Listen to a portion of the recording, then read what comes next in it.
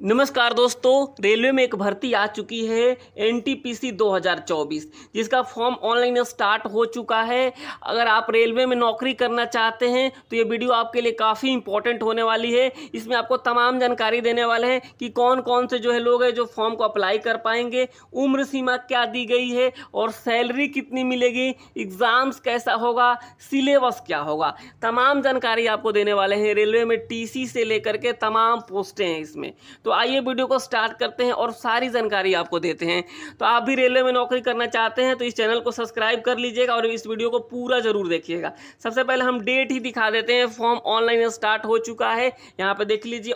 ये online registration 21 तारीख से स्टार्ट हो चुका है। तो आप लोग फॉर्म को अप्लाई कर दीजिए। अब आते हैं कि कौन कौन से लोग फॉर्म को अप्लाई कर पाएंगे। तो आपको उसके पहले बता दें कि लास्ट डेट है 20 तारीख तक, यानी 20 अक्टूबर के पहले पहले आपको फॉर्म को अप्लाई कर देना है। अगर आप 12th पास हैं तो आप इस फॉर्म को अप्लाई कर पाएंगे। 12th पास आउट होना चाहिए, मेल हो या फीमेल, क्योंकि काफ़ी लोगों के कमेंट्स आते हैं कि मेल है या फिर हम फीमेल है, कोई भी है फॉर्म को अप्लाई कर पाएंगे।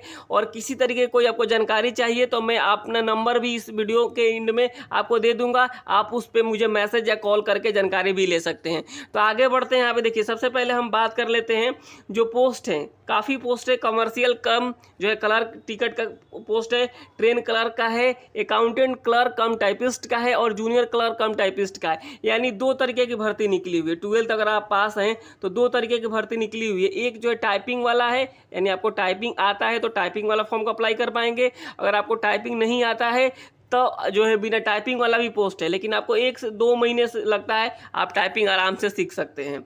यहाँ पे देखिए, आगे बढ़ते हैं। कमर्शियल कम क्लर्क है, यहाँ पे देखिए जो सबसे पहले है कमर्शियल कम टिकट क्लर्क का सीट है, यहाँ पे 2022 टोटल सीट है। और यहाँ पे दूसरा अकाउंट क्लर्क कम टाइपिस्ट का 361 सीट है। जूनियर क्लर्क कम टाइपिस्ट का 990 सीट है और ट्रेन क्लर्क का 72 सीट है। यानी टोटल 3445 है। लेकिन आने वाले दिनों में आप देखेंगे इस भर्ती में ये सीटें बढ़ेगी, इसलिए आपको मात्र एक सीट पे ही चाहिए, एक ही सीट आपको चाहिए ना। तो सीटें तो यहाँ पे बहुत है, 3445 संख्या के हिसाब से तो अधिक नहीं कहा जा सकता है, लेकिन आप तैयारी करते रहिए। यहाँ पे देखिए, अब एज लिमिट की हम बात कर लेते हैं कि जो आपको 1/1/2025 को, इस बात को आप लोग समझिएगा, 1/1/2025 को अगर आपका एज 18 साल हो रहा है मिनिमम, तो आप फॉर्म को अप्लाई कर पाएंगे। और मैक्सिमम 30 साल होना चाहिए। इसके अलावा 3 साल कोविड के चलते छूट दिया गया है और SC ST को 5 साल दिया गया है और OBC को 3 साल का दिया गया है छूट अलग से। यहाँ पे देखिए, वन टाइम सबको छूट दिया गया है 3 साल का। अब आगे आते हैं, इसमें जो भी जानकारी होने वाली है, आपको जो भी इंपॉर्टेंट बातें होने वाली है वो आपको बताएंगे। एक और बात आपको बता दें, अगर आप रेलवे की तैयारी करना चाहते हैं, रेलवे एनटीपीसी का, तो आप इस बुक को परचेज कर सकते हैं। मैं इसका लिंक नीचे डिस्क्रिप्शन में आपको दे देता हूँ, आप वहाँ से इस बुक को खरीद सकते हैं। बहुत ही अच्छी बुक है। आगे बढ़ते हैं हम। देखिए, इम्पोर्टेंट्स जो भी आपके लिए जानने वाली जो चीज़ें होगी, मैं आपको सारी बातें बता दूंगा इस वीडियो में। आपको दोबारा वीडियो देखने की ज़रूरत नहीं होगी और आप उसके बाद आप हमें कमेंट भी कर सकते हैं, कोई आपको जानकारी चाहिए तो। देखिए, जो एक बात आती है कि आप मेरा आँख में दिक्कत है तो क्या हो, क्या मैं इस फॉर्म को अप्लाई कर पाऊंगा? बिल्कुल। यहाँ पे देखिएगा कि बहुत बड़ा फिजिकल होता नहीं यहाँ पे।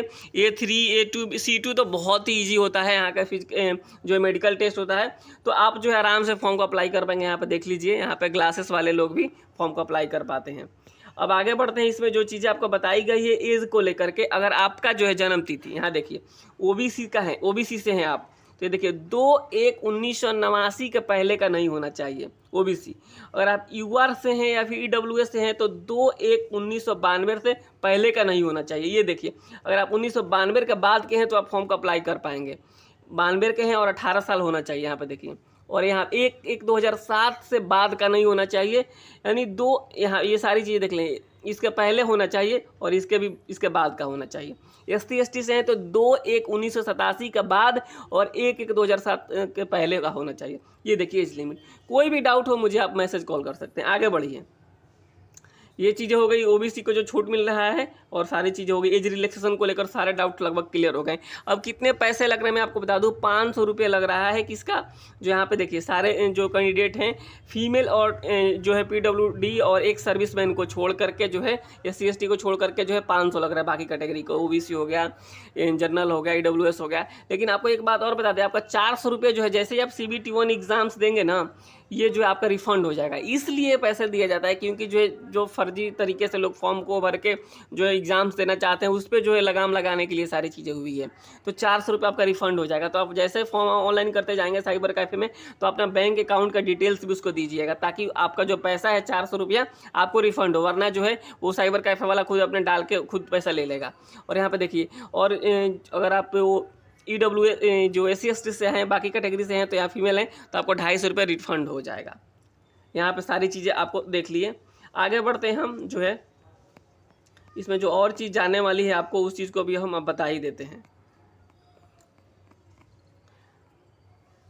देखिए यहाँ पे जो एग्ज़ाम्स की बात कर लेते हैं। एग्ज़ाम्स जो है CBT1 होगा, सभी के लिए होगा CBT1। और CBT1 में जो है यहाँ पे देखिएगा टोटल 90 मिनट के एग्ज़ाम्स होने वाला है। और जनरल अवेयरनेस यानी GK GS से 40 सवाल पूछा जाएगा, मैथ से 30 पूछा जाएगा और रीजनिंग से 30 पूछा जाएगा। यानी टोटल 100 सवाल होंगे और 90 मिनट में आपको बनाना होगा, यानी 1.5 घंटे का समय मिलेगा।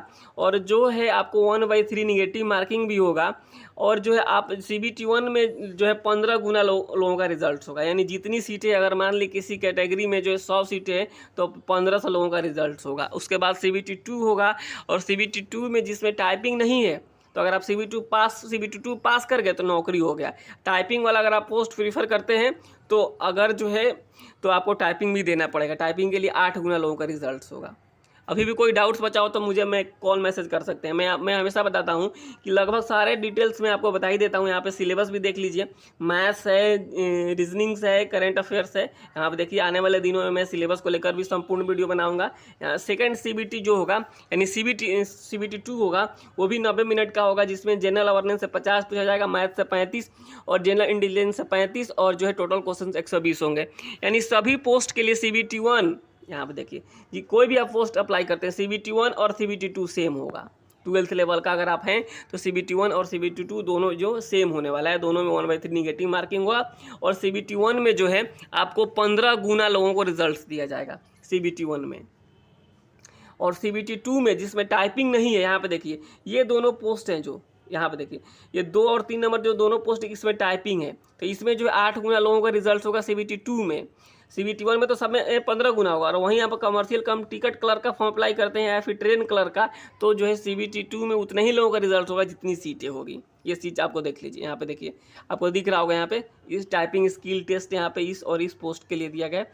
और ट्रेन क्लर्क और कमर्शियल कम टिकट क्लर्क के लिए जो है कोई भी टाइपिंग टेस्ट नहीं है। तो देखिए अगर आप सबसे पहले मैं प्रीफर की बात करूँ, तो आप सबसे पहले आप यहाँ पे कमर्शियल कम टिकट क्लर्क का फॉर्म अप्लाई कर दीजिएगा। दूसरा जो है आप जो है यहाँ पे आप देख सकते हैं जूनियर क्लर्क कम टाइपिस्ट का भी कर सकते हैं। देखिए टाइपिंग कोई बहुत बड़ी बात नहीं होती। तीसरा और ये और चौथा ये प्रीफर सबको डालना होता है। देखिए टाइपिंग बहुत बड़ी बात नहीं होती। अब 2 महीने के अप्रॉक्स जो है आप आराम से टाइपिंग सीख लेंगे। 30 का स्पीड चाहिए होता है, इसमें बहुत बड़ी टाइपिंग चीज़ होती नहीं है। बस आपने अगर नहीं सीखा हो तो थोड़ा सा डर लगता है कि मैं कर पाऊंगा कि नहीं कर पाऊंगी। तो इस तरह की जो चीज़ें होती है सबके मन में होता है, तो इसमें आपको परेशान नहीं होना है। और फोटो कैसा चाहिए, देखिए फ़ोटो बिल्कुल वाइट बैकग्राउंड का होना चाहिए, वाइट बैकग्राउंड का, बिल्कुल पीछे का जो आपका फोटो बैकग्राउंड वाइट हो। मैं स्पेशल एक जो है यूट्यूब पे वीडियो डाल रहा हूँ जहाँ पे वाइट बैकग्राउंड के किस तरीके से फ़ोटो होना चाहिए, क्या होना चाहिए, मैं खुद जो ऑनलाइन किया हूँ किसी का, तो मैं पूरा मैं रिकॉर्डिंग आपको दिखाऊंगा जो है इसी चैनल पे। तो आप चैनल को सब्सक्राइब जरूर कर लीजिएगा। तो लगभग आपको सारे डिटेल्स मिल गए होंगे किस तरीके से चीज़ें हैं। और एक और बात आती है कि कितने परसेंटेज होना चाहिए। देखिए अगर 12th पास आउट हैं, अगर आप OBC से आते हैं, EWS से OBC से आते हैं या फिर जनरल से आते हैं, तो आपको 50% होना चाहिए 12th में। लेकिन अगर आप जो है SC ST से आते हैं या फिर ऑन कैटेगरी से आते हैं तो कम भी होगा तो चल जाएगा। लेकिन अगर आप जनरल से आते हैं, अगर आपके पास 50% नहीं है, अगर आपने ग्रेजुएशन कर रखा है, तभी फॉर्म को अप्लाई कर पाएंगे। तो ये सारा डिटेल्स था, लगभग सारी चीज़ें क्लियर हो गई होगी। कोई भी डाउट्स रह गया हो तो आप बेहिचक मुझे कमेंट कर सकते हैं, आपको मैं सारी जानकारी दे दूँगा। तो फिलहाल इस वीडियो में इतना ही। बाकी कोई और जानकारी निकल कर आएगी आरआरबी एनटीपीसी से लेकर के तो मैं आपको इस चैनल के माध्यम से ज़रूर बताऊंगा। तो आप सभी से मैं रिक्वेस्ट यही करूंगा कि आप सभी चैनल को सब्सक्राइब कीजिए। कोई सवाल है तो आप मुझे कमेंट बॉक्स में कमेंट कीजिए। मिलते हैं आपसे फिर किसी और वीडियो में, तब तक के लिए नमस्कार, धन्यवाद। और सैलरी भी बता देता हूँ आपको एक बार। जो सैलरी होने वाली है यहाँ पे ये तीनों जो पोस्ट है इसमें 35,000 से अप्रॉक्स जो है आपको ग्रॉस सैलरी बन जाएगा। और वहीं इसमें जो कमर्शियल क्लर्क में जो है 40,000 के आसपास सैलरी बन जाएगा। तो ये चीज़ें हो गई होगी, सारी चीज़ें लगभग क्लियर हो गई हैं। नमस्कार, धन्यवाद।